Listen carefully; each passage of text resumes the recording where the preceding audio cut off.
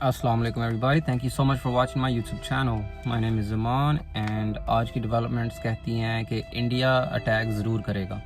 मैंने जैसे अपनी पहली वीडियो में भी आपसे जाहिर किया था कि इंडिया किसी भी हालत में पाकिस्तान पर अटैक करेगा। क्यों? क्योंकि उसने अपनी अटेंशन डाइवर्ट करनी है फ्रॉम चाइना टू पाकिस्तान। वो इस कैपेबिलिटी का नहीं है कि वो चाइना से लड़े। सही है।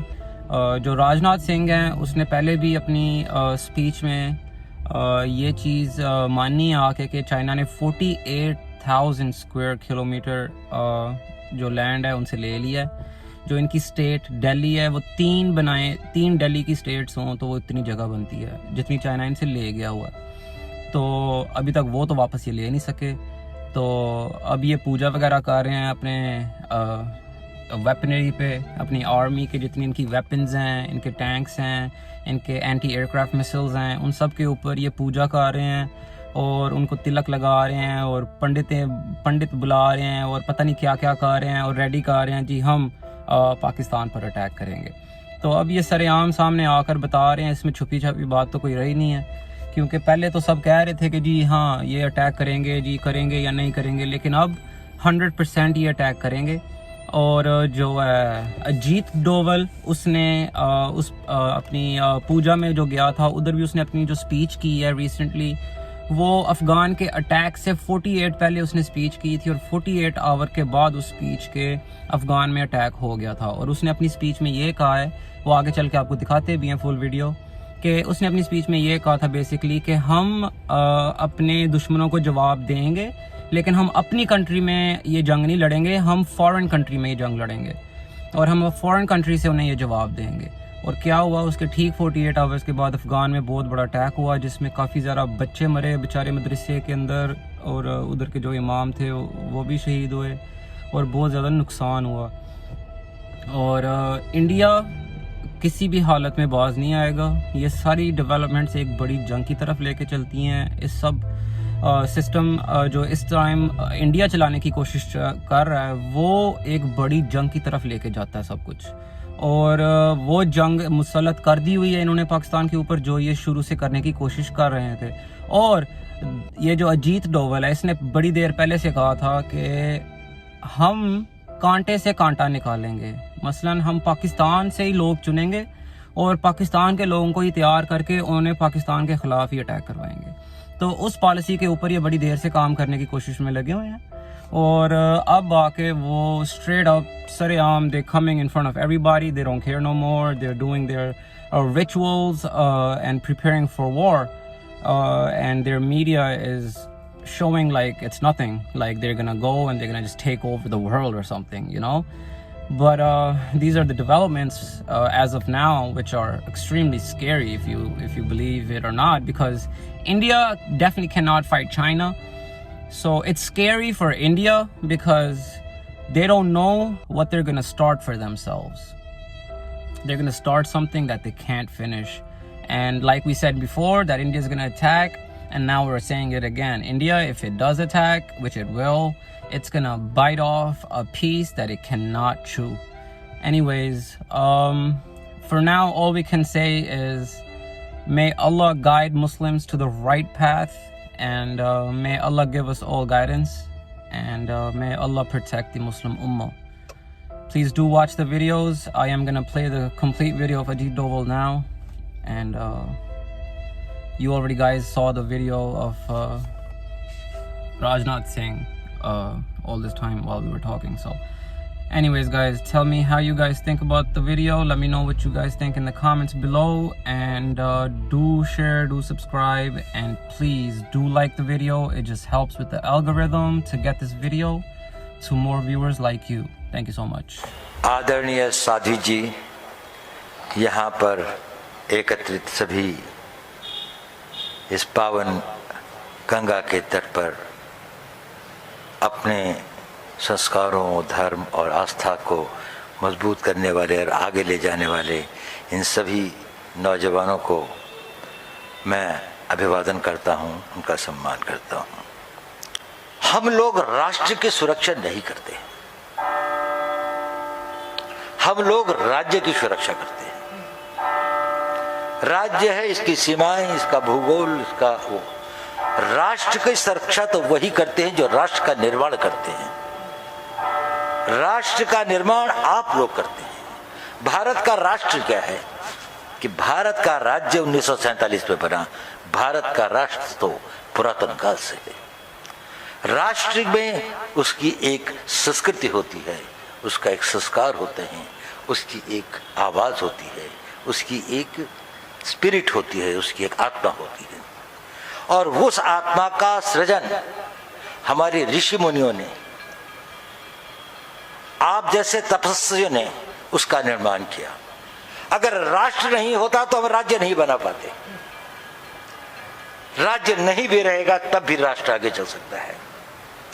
देखिए, जूस 2000 साल तक, हमारी आदरणीय साधी जी उसी कम्युनिटी को बिलोंग करती थी, उनका राष्ट्र हमेशा से था। राज्य तो उनका भी 1947 में बना। राज्य का निर्माण करना शायद एक भौतिक शक्ति के लिए हुआ है, लेकिन आत्मिक शक्ति के बिना राष्ट्र का निर्माण नहीं हो सकता। और अगर राज्य शक्तिशाली भी हो जाए और उसकी अगर आत्मिक शक्ति क्षीण हो जाए तो वो राष्ट्र कभी नहीं बनेगा। वो एक प्रॉस्परस लैंडस्केप बन सकता है, वो एक लैंड मास बन सकता है जिसमें बिल्डिंगें हों, पुल्स हों, एयरपोर्ट्स हों, पोर्ट्स हों, भव्य धन सभी सामग्रियां हों, लेकिन अगर उसको राष्ट्र को बनाना होगा तो उस राष्ट्र को बनाने के लिए हमें पूजनीय स्वामी जी के तरह लोगों को वो निर्माण करना पड़ेगा, जो हमारे संस्कारों को, जो हमारी राष्ट्र की मूलभूत गुण हैं, जो संस्कार हैं जिस देश के अंदर में, जो हजारों वर्षों से हम लोगों ने इसको सहयोगा है। और ऐसे समय पर जबकि राज्य खंडित हो रहा था, राज्य के ऊपर विदेशों का आगमन था, हमारे घर सुरक्षित नहीं थे, हमारे गांव सुरक्षित नहीं थे, हमारी कन्याएं सुरक्षित नहीं थी, शायद हम लोग उसकी रक्षा नहीं कर सके और राज्य जो हैं वो दूसरों की गुलामी में आ गए। लेकिन भारत ही एक ऐसा मात्र देश था कि जहां पर राष्ट्र सुरक्षित रहा। इतने अत्याचारों और इतने अधिक आक्रमणों के बाद भी भारत की राष्ट्रीयता को जागृत रखा। हमारे जैसी ही एक बड़ी सिविलाइजेशन, एक बड़ी सभ्यता पर्शियन सिविलाइजेशन थी। एक बार आक्रमण हुआ, 57 साल के अंदर में वो सिविलाइजेशन खत्म हो गई। एक नई सिविलाइजेशन का उदय हुआ। उसके पहले वो सूर्यवंश की सिविलाइजेशन थी, उससे भी पुरानी सिविलाइजेशन इजिप्ट की सिविलाइजेशन थी, वो फारोक्स के टाइम से थी। लेकिन वो सिविलाइजेशन भी 17 साल में समाप्त हो गई और उसके सिर्फ अब ममीज और पिरामिड्स मिलते हैं। पर एक नई सिविलाइजेशन का जन्म हुआ जब आक्रमण और आतायती वहां पर आए। यहाँ पर 1000 साल तक हम लोग इसके उसमें रहे, लेकिन फिर भी ये मंत्रोच्चारण, ये यज्ञ, ये हवन, ये आस्था, ये हम सबको मिलाने वाली एक राष्ट्र को, राष्ट्रीयता को बनाने वाली के जो नेता हैं वो आप लोग हैं। और विशेषकर मैं परमार्थ आश्रम को और हमारे पूजनीय स्वामी जी को, जिस भी मेरे पास में प्रशस्ति के शब्द नहीं हैं, जिस प्रकार से आपने हमारा मार्गदर्शन किया है, संसार में हमारी संस्कृति को आगे बढ़ाया है, हमारे मैसेज को ले गए हैं। यहाँ पर हजारों विदेशी आकर क्या देखते हैं? वो केवल गंगा को ही नहीं देखते। गंगा तो हमारे देश की एक धरोहर है ही, वो पहले भी थी, लेकिन वो देखते हैं और उनका सानिध्य जब मिलता है पूजनीय स्वामी जी से, साध्वी जी से, तो उनके अंदर भारतीयता को समझने का एक नया वो पैदा होता है। जब वो इच्छा पैदा होती है, उससे एक नए भारत का मैसेज, नए भारत के बारे में मैसेज जो जाता है, वो एक दूसरा ही मैसेज है। आपने कहा कि हमने कभी किसी पर आक्रमण नहीं किया। इसके बारे में अपने एक विचार हैं कि अगर कहीं से खतरा आ रहा था तो कर देना चाहिए था। देश को बचाना आवश्यक होता है। हम वहीं लड़ेंगे जहां पर आपकी इच्छा है, ये कोई ज़रूरत तो नहीं। हम वहीं लड़ेंगे जहां पर से हमारे को खतरा आ रहा है और हम उसका खतरे का मुकाबला वहीं करेंगे। ये एक बात है। लेकिन हमने अपने स्वार्थ के लिए नहीं किया। हम युद्ध तो करेंगे और अपनी जमीन पे भी करेंगे और बाहर भी करेंगे, लेकिन अपने निजी स्वार्थ के लिए नहीं, परमार्थ के लिए करना पड़ेगा। और यह परमार्थ आश्रम जो है ये भी अपने स्वार्थ के लिए ही, अगर परमार्थ के लिए एक डिविनिटी का, एक स्पिरिचुअलिटी का मैसेज सारे संसार में भेजता है, तो सबसे बड़े योद्धा तो आप लोग हैं। और आप लोगों में से हर नौजवान एक योद्धा है। अगर आप लोग इस कंट्री की, इस देश की अपनी स्पिरिचुअलिटी का मैसेज संसार भर में ले जा सकते हैं, अगर स्वामी विवेकानंद आज से 100 साल से भी पहले से ले जा सकते थे, तो आप भी ले जा सकते हैं। आप लोगों में से हर एक का पोटेंशियल स्वामी विवेकानंद है। और अगर हर भारतीय ये सोचे, देखिए ये जो हुनर है, ये जो स्किल्स हैं, ये बहुत मुश्किल नहीं है।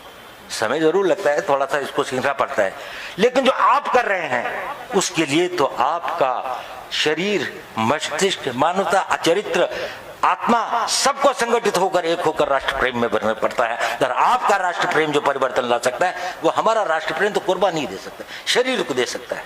क्योंकि हम स्टेट को, हम फिजिकल चीजों के लिए लड़ते हैं और फिजिकल चीजों से लड़ते हैं। स्पिरिचुअलिटी से तो आप ही लोग लड़ेंगे। अगर ये हमारी स्टेट जो है, भारत जो है, एक सिविलाइजेशनल स्टेट है, ये कोई रिलीजन पर बेस्ड स्टेट नहीं है, ये किसी भाषा पर बेस्ड स्टेट भी नहीं है, ये किसी खास प्रजाति पर भी बेस्ड स्टेट नहीं है, ये तो एक सभ्यता पर बेस्ड स्टेट है। ये हमारा जो दिखाई नहीं देता, इस धरती के नीचे जो इसका जो आधार है, वो इसकी सभ्यता है। अगर वो टूट गई तो ये राष्ट्र नहीं बच सकता। अगर इसको बचाना है तो इसमें आप जैसे लोगों का पुरुषार्थ चाहिए, आप लोगों का योगदान चाहिए, आप लोगों का हौसला और हिम्मत चाहिए। अपने आप को हर एक आदमी और अपना एक योद्धा समझे और आगे बढ़कर इस देश का वो करे और उसका संचालन करे। आप लोगों को मेरी शुभकामनाएं। ये संयोग की बात है कि आज 75 साल का वो है, मेरा भी 75वां ही साल चल रहा है। मेरे भी जीवन के मैं 75 साल पूरे कर रहा हूँ और आज से शायद 1-2 महीने के बाद में मेरा 76वां साल वो भी पूरा होगा। उसके लिए मैं ये है, तो ये एक हम लोगों ने देखा है पिछले इन सालों के अंदर में, आज़ादी के बाद में भारत में कितना परिवर्तन आया है। और भारत में जो परिवर्तन आया है, वो भारत में परिवर्तन भारत की भौतिक शक्ति के कारण मात्र से ही नहीं, भारत की आध्यात्मिक शक्ति के आधार पर होगा। और नया भारत बनेगा तो आध्यात्मिक भारत बनेगा। इसकी जो भौतिक शक्तियां होंगी, उनका उद्गम और उनका प्रारंभ जो है वो उसी आप ही लोगों के आशीर्वाद से होगा और इसी आध्यात्मिकता से होगा। आपके चरणों में, मैं पूज्य स्वामी जी के चरणों में बार बार वंदन करता हूँ। मेरा कोई उद्देश्य यहाँ पर आकर बोलने का नहीं था, लेकिन पूज्य स्वामी जी का यदि मेरे को ये ऑर्डर है तो मैं उसका वो भी नहीं कर सकता था। मैं बहुत बहुत आभारी हूँ, उन्होंने मुझे समय दिया और इस आरती के लिए और इस समय को, और जो मुझे समय मैंने यहाँ पर गुजारा, इसके लिए मैं बहुत बहुत आप लोगों का, मैं पूजनीय स्वामी जी का और आदरणीय स्वामी जी का बहुत बहुत अनुग्रहित हूँ।